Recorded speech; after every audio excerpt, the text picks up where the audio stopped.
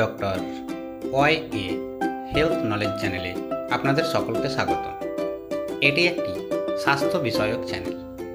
এই চ্যানেলে প্রতিদিন রোগ ও তার পরিচয় এবং মেডিসিন ও তার বিস্তারিত ব্যবহার নিয়ে আলোচনা করা হয়ে থাকে। প্রতিদিনের মতো আজকেও একটি মেডিসিন নিয়ে আলোচনা করা হবে, যার নাম হচ্ছে অ্যাসিলক 150 mg ট্যাবলেট। এটি যে উপাদান দিয়ে তৈরি তার নাম হচ্ছে রেনিটিডিন। তাহলে এই রেনিটিডিন গ্রুপের ওষুধ অ্যাসিলক 150 mg ট্যাবলেট কোন কোন রোগে ব্যবহার করা হয় এবং কোন সমস্যাগুলি লক্ষ্য করা গেলে এই মেডিসিন ব্যবহার হয়ে থাকে তা নিয়ে আজকের এই আলোচনা।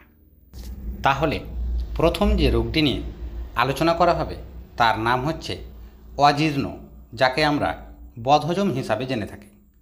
তাহলে এই অজীর্ণ রোগটি কী কারণে হয়ে থাকে তা দেখে নেওয়া যাক। আমাদের পাকস্থলীতে অনবরত হাইড্রোক্লোরিক অ্যাসিড নামক একটি উৎসেচক প্রতিনিয়ত আমাদের পাকস্থলীতে এসে জমা হয়ে থাকে। যদি কোনো কারণবশত সেই রস ঠিকমতো না আসে বা রসের ক্ষরণ যদি কম হয়ে থাকে, তার ফলে অনেক সময় এই অজীর্ণ বা বদহজমের মতো রোগের সৃষ্টি হয়ে থাকে। এছাড়াও প্রোটিন বা ফ্যাট জাতীয় খাবার বেশি পরিমাণে গ্রহণ করা, লিভারের রোগে ভোগা, এছাড়াও বিভিন্ন প্রকার তৈলাক্ত খাবার গ্রহণের পরে পরে এই অজীর্ণ বা বদহজমের মতো রোগের সৃষ্টি হয়ে থাকে।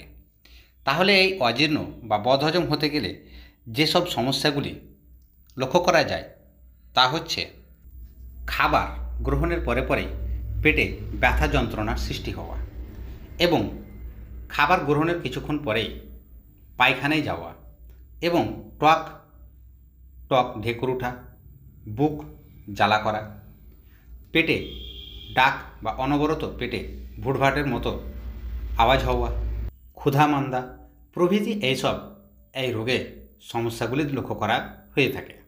তখন এইসব সমস্যা থেকে নিবারণের জন্যে বা অতিরিক্ত অ্যাসিডিটি হওয়ার কারণে এই মেডিসিন ব্যবহার করা হয়ে থাকে। বিভিন্ন প্রকার লিভারের সমস্যা, যখন কোনো রোগীর লিভার বড় হয়ে গিয়ে বা লিভারে কোনো প্রকার চর্বি জমা হয়ে বিভিন্ন প্রকার সমস্যার সৃষ্টি হয়ে থাকে, যেমন বুক জ্বালা করা, পেট ভার বোধ হওয়া, খাবার গ্রহণের পরে পরে পায়খানা করতে যাওয়া, এই সব ধরনের সমস্যাগুলি লিভারের কমজোরির কারণে বা লিভার দুর্বল থাকার কারণে এই সব ধরনের সমস্যাগুলি লক্ষ্য করা হয়ে থাকে। তখনও অন্যান্য ওষুধের সাথে এই মেডিসিন অ্যাসিলক 150 mg ট্যাবলেট ব্যবহার করা হয়ে থাকে।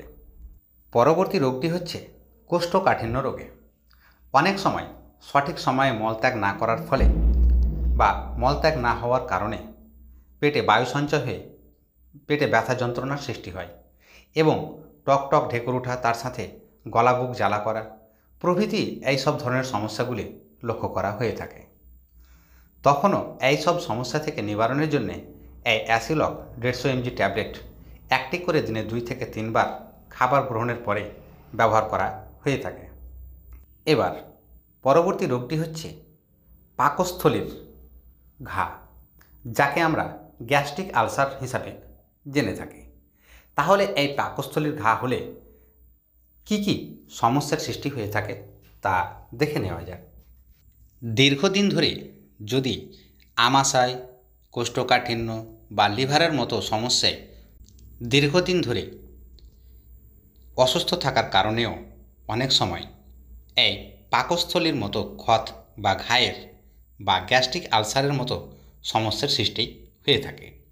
তাহলে এই গ্যাস্ট্রিক আলসারের যেসব সমস্যাগুলি লক্ষ্য করা যায় তা হচ্ছে গা বমি বমি ভাব বা বমি হতে পারে, অনেক সময় রক্ত বমিও হয়ে থাকে, ওজন দিনের দিন হ্রাস পেয়ে থাকে, রোগ খুব বেড়ে গেলে রোগী যে কোনো কিছু খাবার গ্রহণ করুক না কেন হালকাতে তার গ্যাস, বুক জ্বালা, অ্যাসিডিটি এই সব ধরনের সমস্যাগুলি লক্ষ্য করা হয়ে থাকে।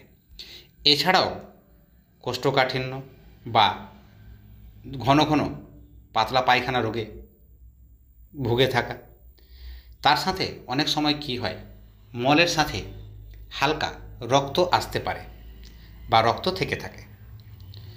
এছাড়াও পেটের বাম সাইডে ব্যথার যন্ত্রণার সাথে সাথে যদি সেই অংশে হাত দেওয়া যায় তাহলে শক্ত মাস অনুভূত হয়।